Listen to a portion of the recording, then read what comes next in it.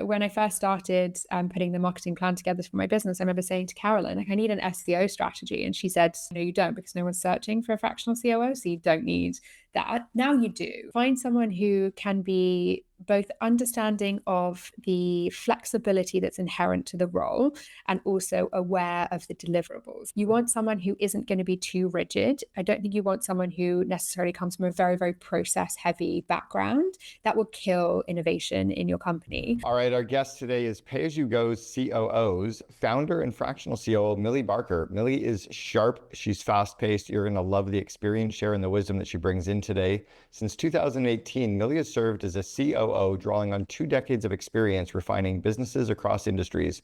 She specializes in transforming ambitious visions into actionable strategies. She's an author of 4 books. She excels at designing clear and efficient processes and translating abstract goals into measurable KPIs that compete with actionable roadmaps. She has a stable of COOs that they place largely throughout Europe. She's a quick learner, has a knack for understanding of companies' value proposition. She's an industry and sector agnostic, which is quite interesting. You'll hear her talk about that. And she seamlessly works with B2B and B2C brands spanning product and service-based businesses, as well as physical and digital offerings. She's also going to be lecturing at the London School of Economics this year and another university in the UK as well. You'll love this episode. You can also watch this episode on our Second in Command podcast YouTube channel. We'll see you on the inside. So Millie, welcome to the Second in Command podcast. Hi, thank you so much for having me. Yeah, I'm looking forward to this. You and I got to catch up about a month ago, and I got to learn a little bit about your experience and the areas that you kind of focus on. And then now, just before we went live, you told me that you're going to be a guest lecturer at the London School of Economics, and I think another university that I didn't quite grab the name of. But maybe before you even dive in and talk about the business that you're running in the fractional COO space that you're in, why don't you talk about what London School of Economics has seen in you and why they're going to bring you in? Yeah, so it's both LSE and Imperial College London, which is very much a STEM university here in London. It's a big focus on entrepreneurship, so on commercializing IP that comes out of universities and helping people to transition from more of an academic space into more of an entrepreneurial space. So I'll be talking to them a lot about what I do is the core of my COO work, which is organizing strategies. So helping people to communicate the mission of the business, helping them to set really clear objectives, helping them to set paths to achieving those objectives in a way that is just very quantitative, but has a very clear customer focus. Because I think a lot of the IP and innovation that comes from universities is very much research focused rather than commercial. So helping them to make that leap. So I think it's going to be really interesting. I love it. I love the niche that you're working in. And I love the fact you talked about even productizing some of your IP. That's something that I know that you do with COOs and the fractional COOs, is getting them to understand some of their, I guess, unique abilities or unique systems. Can you speak to that a little bit? Yeah, it's been a real journey for me thinking about my own IP and my own skills as something that is commercial, like something that I can productize and something that I can sell, like building a brand for my business and building the idea of a COO as a brand. But I think, yeah, I mean, my dream for the future is that everybody feels like they can do that everybody has the niche that they fit into and they can commercialize that specific niche and work in a way that is very flexible and very rewarding and fulfilling, and they're not tied into one specific company. So it's something that I'm really passionate about.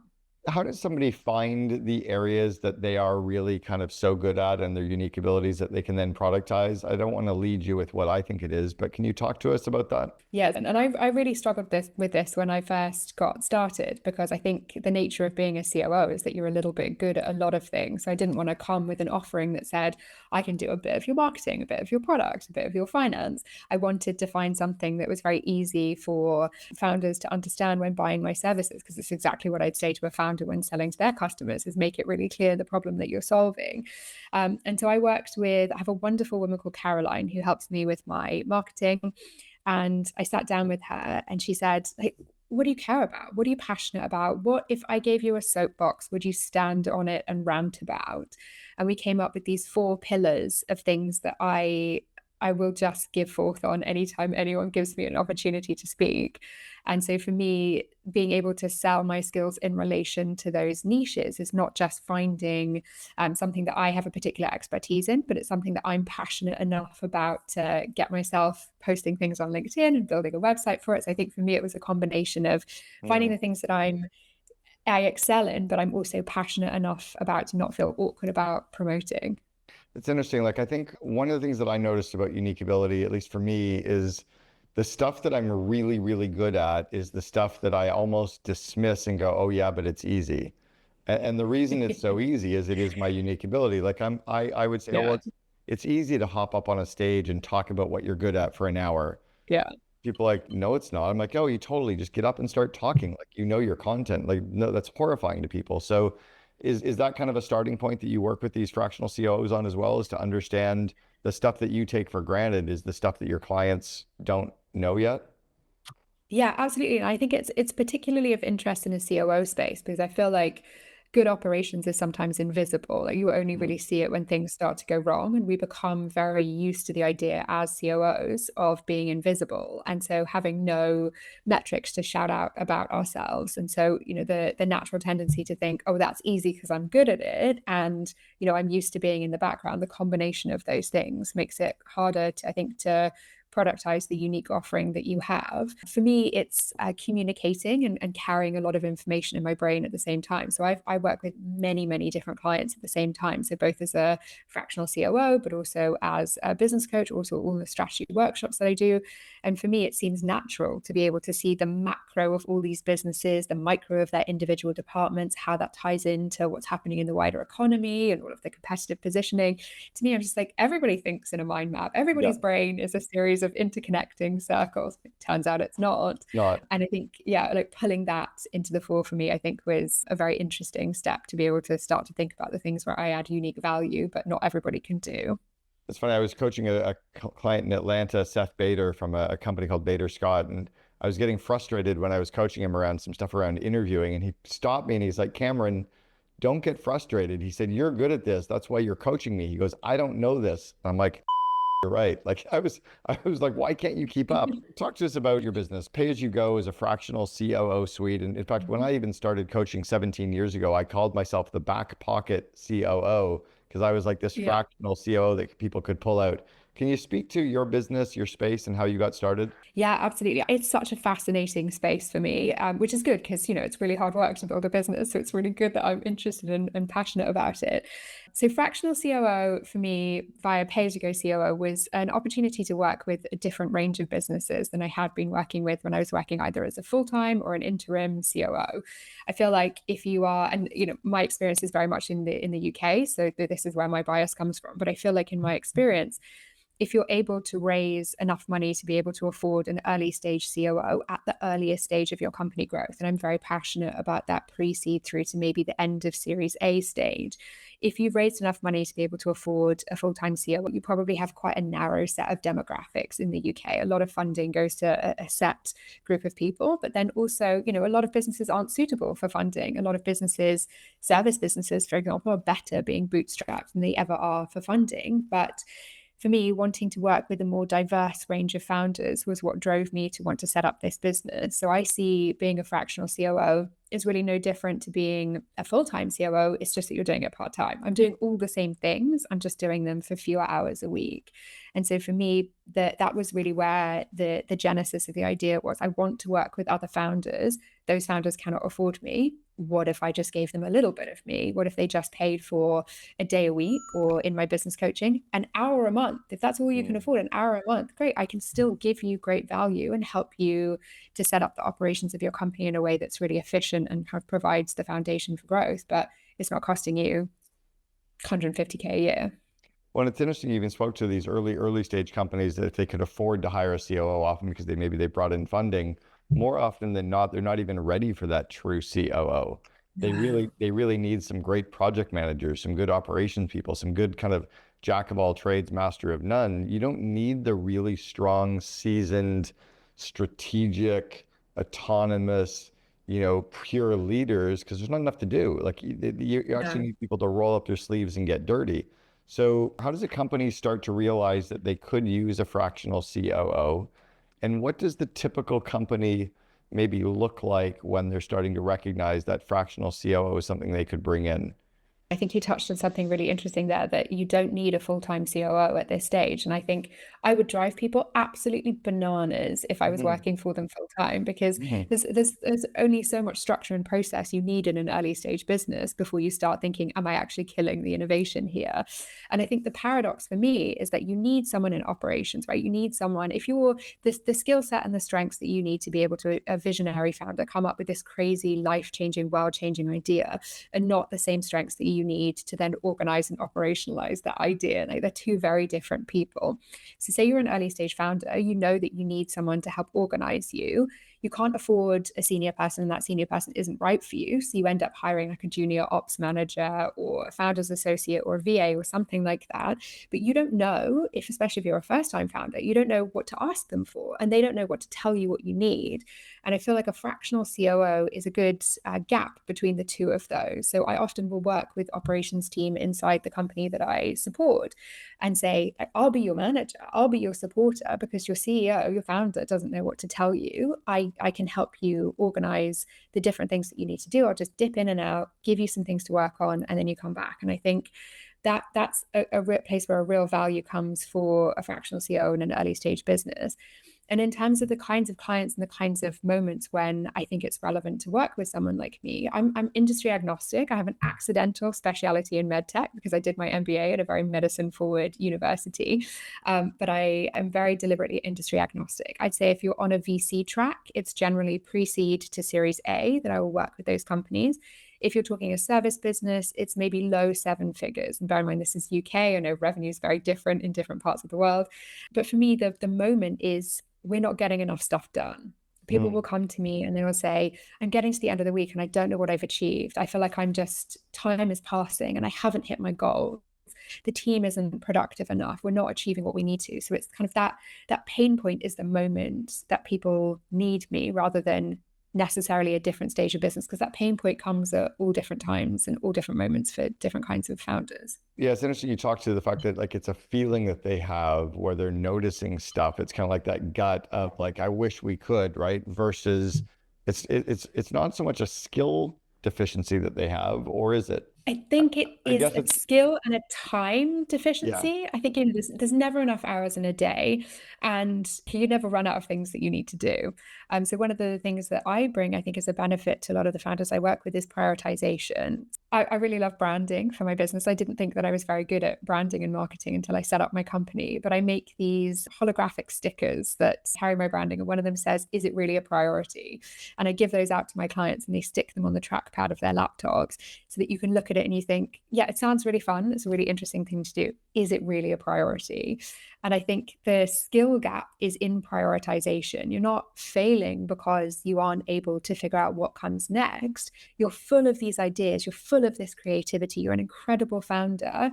Being able to prioritize is a very different skill set. And I think that is a gap. And then, you want to do all of those things. Even if you're prioritizing, you still want to finish the long list, right? Because it's something that you're super passionate about. So I think it's the combination of those. I can bring you prioritization, but I can also bring you more hours because I work very efficiently, and you can buy extra hours effectively.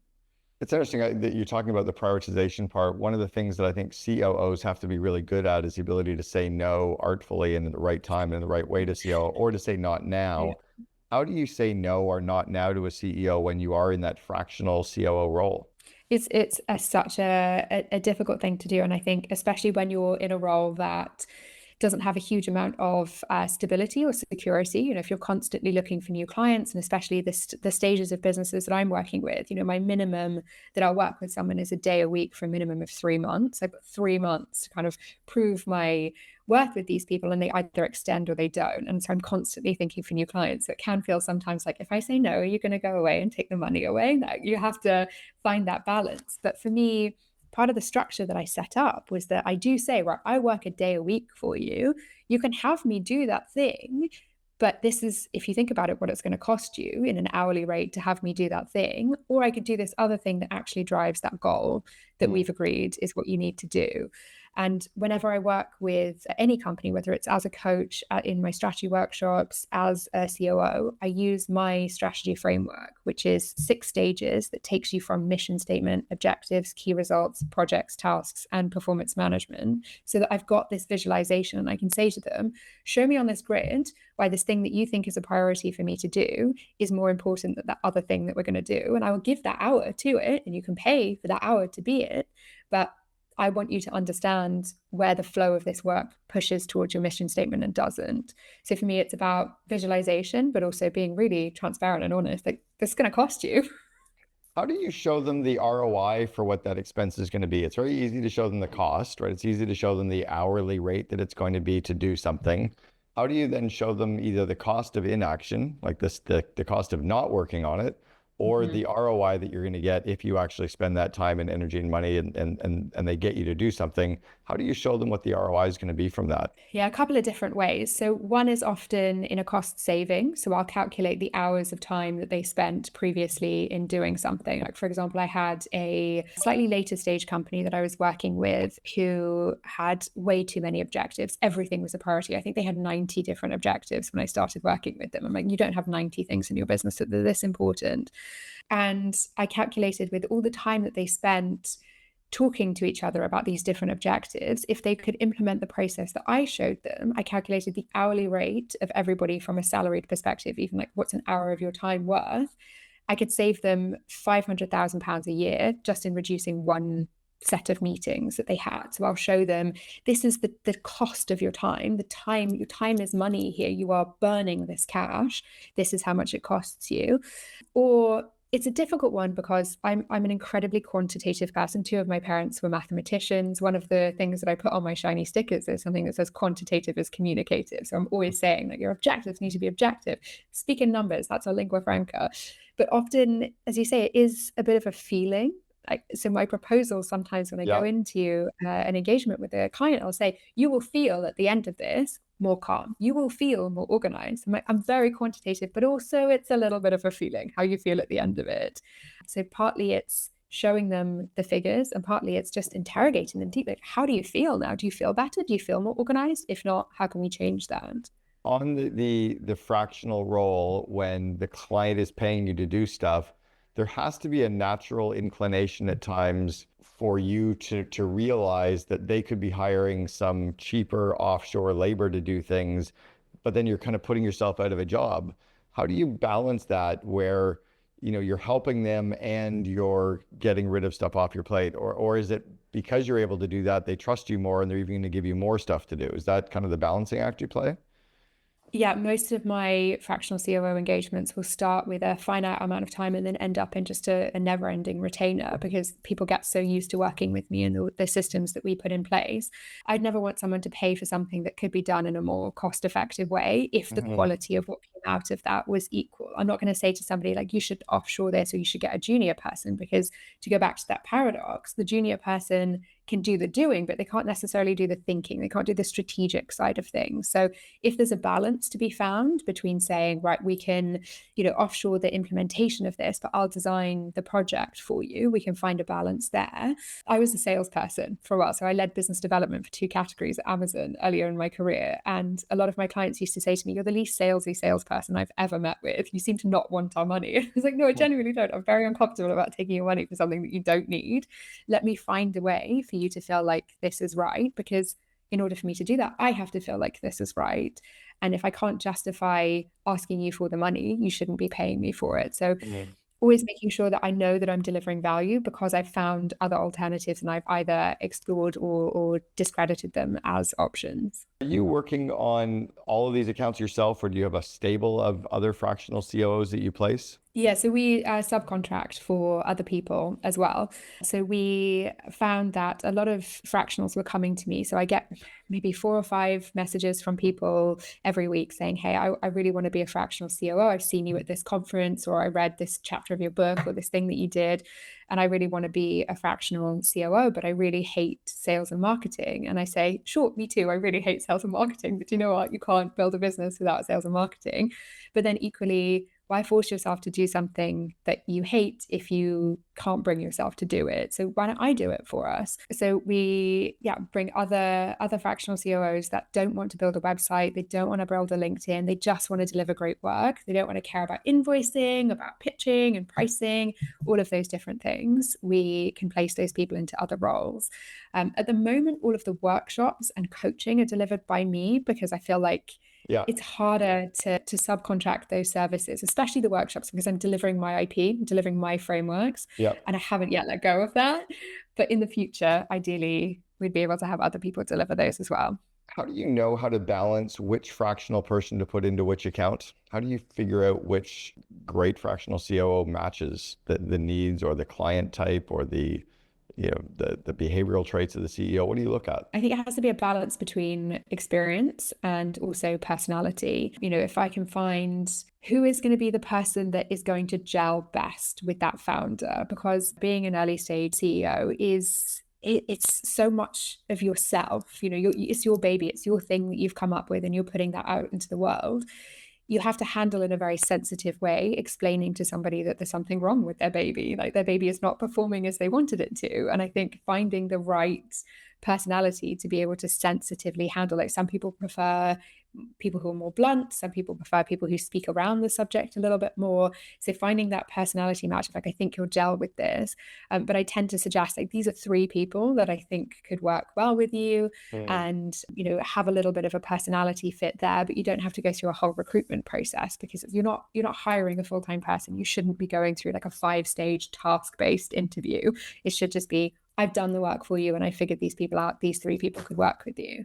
I love that. Now, the methodologies that you have or the approach that you have in kind of working with these clients, does it differ from things like the EOS type systems or is it complementary to those systems? Can you speak to that? So I don't have a huge amount of understanding about EOS. I hear about it a lot, but it seems to me to be something that exists more in North America than I've seen it in the UK. It's not something that I've really come across here. Generally, I implement my own system, which is that 6-stage framework for strategy design, because truly everything in your organization should hook into your strategy, right? If it's not, I hate the differentiation between strategic work and business as usual. If it's not driving your strategy, why are you doing it usually? You shouldn't be. It should all be like, even your employee engagement, like getting a good office space, cleaning the office, those are cost drivers, because the more you engage your employees, the less likely they are to leave, the less you spend on recruitment, the better your profits. Like you can chart that journey. So if that, I don't know, does the EOS framework, They how do. does Yeah. it So work? EOS is built on a book called Traction by Gino Wickman. It is massive in the US and Canada for sure. It's big in Australia now. A lot of it came out of the Entrepreneurs Organization kind of tribe of members. So there's kind of a really big, broad reach into those 2 communities. I think the difference from what a fractional COO does versus an EOS integrator is these integrators will go in and run the annual and quarterly meetings only, and then they disappear and they show up again next quarter. They're not there during the week. They're not there during the day. They're not running meetings. They're just more kind of implementing the systems and making sure the company is implementing the systems, which you do. But then there's also the day-to-day stuff that a fractional can do. Can you speak a little bit to that? Yeah, I think my equivalent there would probably be my strategy workshop. So you do either a half day or a full day, once a month, once a quarter, to just kind of recommit to the mission and the objectives and the key results of the business, and start to think about the pieces of work for that time period that fit for delivering those goals. I guess that would be my equivalent. But for me, I think a lot of people talk about strategy as being OKRs. I talk to founders, like, tell me about your strategy when I first start working with them. And they say, we've got our strategy. And I say, respectfully, you've got a bunch of goals. Yeah. Your strategy is the plan for hitting those goals. Your strategy is the steps that you're taking every single hour, every single day to hit those goals. And that's not something that you can dip into once a quarter. That's a daily thing. Like even in my own business, which is comparatively small to the ones that I support, every single day I'm looking at my to-do list and redefining it and saying, what today is the priority? If I did that once a quarter, I would have absolutely no connection to the things that were actually powering the results that I wanted. It's interesting. I've often felt that the phrase or the term strategic planning should not exist, because strategy and planning are 2 different things. It's like sales and marketing should not be in the same area. They're 2 different things. Strategy is thinking, it's the what if, it's the scenario planning, it's the SWOT analysis, it's looking at the competition, it's thinking and leaning out years into the future. And the planning is how do you make that happen? And I think so often companies think they have strategy when really they have a bunch of planning in place. Or as you mentioned, they don't even necessarily have planning. They've just got a bunch of goals, which are great, Yeah. but in and of themselves, one of my favorite stories is the two leaders that were told to clear cut forests. And, the one guy is clear cutting the forest. His whole team is clear cutting the forest. Everything in the forest is falling perfectly lined up, making money. It's great. The other leader climbs up the tallest tree and looks around and says, holy shit, we're in the wrong forest. Can you speak to how a CEO or a company, if they're thinking of going down the path of looking for a fractional COO, how do they find one? What do they look for? What mistakes do they make in selecting one? It is an endless question for myself and my marketing team. How do we be there when people are looking for fractional COOs? I've seen, when I first started putting the marketing plan together for my business, I remember saying to Carolyn, like, I need an SEO strategy. And she said, in the nicest possible way, no, you don't, because no one's searching for a fractional COO. So you don't need that. Now you do. Now that the industry has grown in the last couple of years, I think just by starting to search for those people on LinkedIn and using Google or whatever your search engine of choice is, I think you can start to find the people who are committing to getting their content out there and explaining themselves.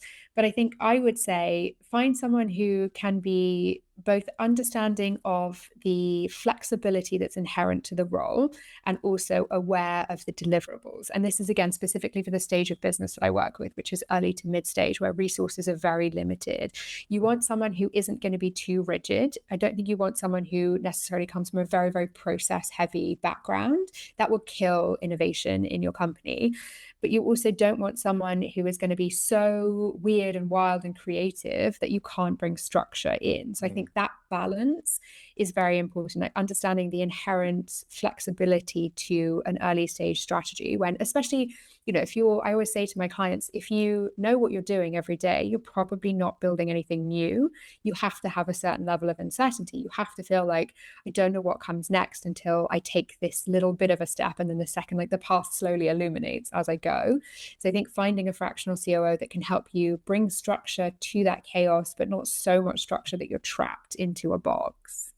Yeah. What else I think is interesting around that is the companies that don't want to have strategy brought to them, they're not ready for a fractional COO. If they're looking to just delegate a bunch of stuff to, they're really looking for an operations person or a fractional project manager and ops person, right? So would that kind of be fair? Yeah, I'd agree that. And I'd say to them, like, it's insane to be paying my hourly daily rate for me to be just ticking things off a list for you. That's a waste of your money. And it's also a waste of my brain. I would be very unhappy if that was all the stuff that I was doing. I need some of that more creative, lateral thinking. I need to be thinking about, the macro applications of the things that you're choosing to do every day. So yeah, I would absolutely agree with you there. Yeah, and I think when any company is looking to even hire a full-time COO, you have to look at the level of autonomy the person can come in with, the amount of P&L responsibility you'll give them, the amount of strategic insight that they can bring, the amount of people and process that they can bring to your company, and then really what the core metrics are that they're going to be responsible for and what you're willing to pay, right? If you're only going to pay somebody $100,000 a year, they're not a COO. And I think companies are giving away fancy titles too early. So it's important that they realize that just in even looking for a fractional one.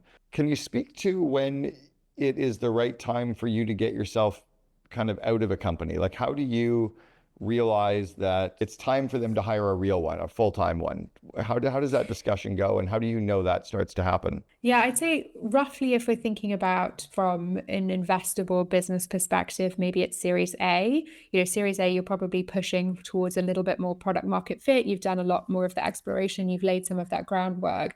That's where you need someone who's there day to day to be able to help manage that stuff. And I don't have capacity to be there 5 days a week for any clients because I work with so many different businesses. Then I'd say for a business in general, not necessarily, if you're thinking about an investable business or a particular stage, I'd say when you feel like you've got enough clarity that you can go on to the next thing. If the next thing is like, let's enter this new market, or let's develop this new product, let's build this new element of the business, something that is more significant than just, a lot of the stuff that I do is tidying things up, like messy processes that have been created early on, once we've got those tidy, or we've grown too quickly and we need to figure out this mess from a personal perspective, that's the bit that I'm interested in. Like my favorite game as a kid, this is quite possibly the saddest thing that I've ever said, but my favorite game as a kid was to go over to the neighbor's house and tidy up their Barbie dream house, Oh because gosh, I didn't want to play with the Barbies. I just wanted to fold Barbie's clothes and give organism. Barbie a good start. Like Barbie needs a clear calendar, and she needs to know what's going on in her day. And so I like to come in on the mess and I like to tidy the mess, and then I like to bounce and find the next mess. And so I think the bias that I'm answering this question with is my interest level in Mm. day-to-day running of a business. But I think, if you're thinking about something that's a really significant change for your business, having someone with you day to day to help you manage the complexities of that would be really beneficial. So, if I can help you get to a place where you feel like you can do that rather than your business failing, like in the UK, 62% of businesses won't make it to their fifth year. My mission is to make more businesses make it to that fifth year. Then I can hand you on to someone who can take you on 5 to 10, 10 to 20. I love it. One of the sayings that I've been kind of thinking about a lot recently is that if the rate of change outside your business is greater than the rate of change inside your business, you're out of business. And I think business is Love rapidly changing it. right now, especially with AI coming in. It's just happening even faster. How do you, as a fractional COO, how does your stable of fractional COOs stay ahead of the curve or stay up with the curve of change, especially when it comes to AI? But just even speak to leveraging technology and the way that business is becoming more global and faster and outsourcing and then leveraging AI. How did you as a company stay on that and ahead of those curves? Because I think that the universal truths to business strategy, to good operations, are timeless. I think that, if I think about the principles, I love things like, Potter's concepts of change, or, five forces, those kind of things. These are written decades ago. I think the fundamental issue in a lot of businesses is an issue of communication. It's explaining to people what is expected of them and how they're doing against those expectations. So when a company comes to me and says things aren't getting done in the organization, I will often have to say to the founder, it's not your team. It's not that your team aren't using the right tools. It's not that your team are lazy or that they are unfocused. It's that you aren't telling them what you need. You aren't communicating effectively. So I think where my approach is very industry agnostic, because to a certain extent, it doesn't really matter to me what your product is, whether you're delivering a product or a service. What matters is how the inside of an organization works. And that is universal and that is timeless, that people need to know what they are meant to be doing and they need to know how they're doing against those expectations. Until we replace every individual with an AI that doesn't have personal feelings about it, which please, let's never let that happen. Until we do that, you will always have to have the interpersonal dynamics. And those are the things that can slow your business down. So the noise of all these different tools, of AI doing this and that, is irrelevant if you haven't fixed the people problems that exist inside your company first. And because of the stage that I work at, you have to fix a lot of those people problems. So you're a first-time founder. You came into this business thinking, I'm going to be the best boss ever. I don't think many people start a business thinking, how much of an awful human can I be to my employees? But you don't know what you're doing. You don't know how to manage people. You don't know how to communicate. Fix that and then start to think about how you can make things more efficient and effective for people by bringing in some AI, by automating. I love to automate and replicate processes as much as possible, but without fixing how your company, how your team feels on the inside first. Like culture for me comes from a good strategy, and that is just people knowing what's expected of them. I love that. If you were to go back and give yourself some advice when you were 21, 22 years old, other than it's time to stop playing with the neighbors' Barbie doll houses, what advice would you give to the younger Millie that you know to be true today? Do you know what's really fascinating? So I did my undergrad when I was 21. So I was classed technically in the UK as a mature student. I took 3 years out before I did my undergrad. And my undergrad was philosophy and English. And halfway through my course, I remember thinking to myself, I'm seeing these people. I almost did law, had a place to do law at university called Warwick, and I didn't take it. Did philosophy and English. And I remember thinking to myself, I have completely wasted this opportunity. Like, why am I not doing something that has more of a direct economic focus? Like, why am I not doing economics? Why am I not studying a trade? Why am I not learning to be a doctor or a lawyer or something like that? Where am I going to be generating revenue from with a philosophy and English degree? Then when I was 30, I did my MBA at Imperial, and suddenly the two started to make sense together when I became a COO. And I understood that the philosophical and communication skills that I learned in my undergrad have such a massive application in the way that I run companies, that was actually the best thing that I could have done for myself at 21, was to faff around for 3 years reading a lot of Cartesian philosophy and thinking about Peter Singer's concept of modern applications of ethics, because it's so much about the people. Like, not to hammer this point too much, but if you don't understand the motivations behind your customers, like philosophically what is driving us, you don't understand how to communicate with them. The same for your employees as for your customers. If you don't understand what's driving someone and how to communicate with them, you're not going to achieve success there. So I think my 21-year-old self needs to not beat herself up for choosing something that she was interested in that doesn't have a direct economic link, because A, we are not our economic output. We are more than capitalism would have us believe. But B, actually, there is an economic application for that knowledge. Now, I've written 4 books about business using those principles that I developed, using my, my capacity to write and my capacity to communicate. So in short, give yourself a break, 21-year-old Millie. It's all going to be okay. I love it. 21-year-old Millie, the author of 4 books. What's number 1 book that we should go and check out of yours? How to Write Your Strategy is the best selling of my books. It is my 6-stage framework for the most simple design you can possibly imagine for a strategy. No more than 2 objectives. I will die on the hill of the fact that you don't need any more than 2 objectives in an organization. One is financial, and one is how you're delivering that financial objective in a way that's in line with the mission of your business. It teaches you how to be communicative in a quantitative way. It teaches you prioritization. It's basically my brain, but it's $9.99 rather than whatever you pay for my hourly rate if you book me as a fractional COO. I love it. Millie Barker, the founder of Pay As You Go COOs. Thank you so much for sharing with us on the Second in Command podcast. Ambitious enough. We grew a Spark early on. For a while, I was looking at it as, hey, this is great. I work for myself. I can work remotely. I can make a decent living, 40 hours a week. But I think if I had pushed myself more early on and really tried to create a clearer vision for what I wanted to accomplish with Grow Spark, I probably could have taken it further.